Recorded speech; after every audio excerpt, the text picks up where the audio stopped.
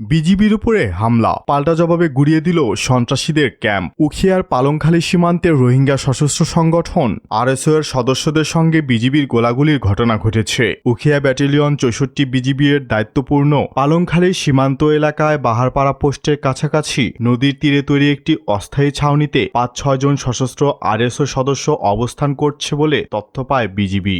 এরপর একটি বিশেষ টহল দল সেখানে অভিযান চালালে সীমান্তের অপর প্রান্ত থেকে তাদের লক্ষ্য করে ৩ রাউন্ড গুলি ছোড়া হয়। আত্মরক্ষার্থে বিজিবি সদস্যরাও এসএমজি থেকে গুলি চালায়। এক পর্যায়ে অস্ত্রধারীরা তাদের অবস্থান ত্যাগ করে বোট নিয়ে মিয়ানমারের অভ্যন্তরে পালিয়ে যায় বলে জানা গেছে। এ সময় তাদের ক্যাম্পটি গুড়িয়ে দেয় বিজিবি। পরে ঘটনাস্থলে তল্লাশি চালিয়ে একটি G3 ব্যাটেল রাইফেল, ৬টি ম্যাগাজিন, ৫১৫ রাউন্ড গুলি এবং একটি ওয়াকিটকি সেট, প্রায় ৪,০০০ পিস ইয়াবা, একটি মোবাইল ফোন, ২টি সিম কার্ড সহ বিভিন্ন সামগ্রী উদ্ধার করা হয়। এছাড়া ২টি আরএসও মনোগ্রামও পাওয়া গেছে। গত সপ্তাহেও মাদক চোরাচালান কাণ্ডে অস্ত্রসহ বাংলাদেশে ঢুকে গুলি চালিয়েছিল সংগঠনটি, যা নিয়ে সামাজিক যোগাযোগ মাধ্যমে বিজিবির ভূমিকা নিয়ে প্রশ্ন ওঠে। তবে সীমান্তে বিজিবির এই অভিযানের মাধ্যমে স্থানীয়দের মধ্যে স্বস্তি ফিরে এসেছে।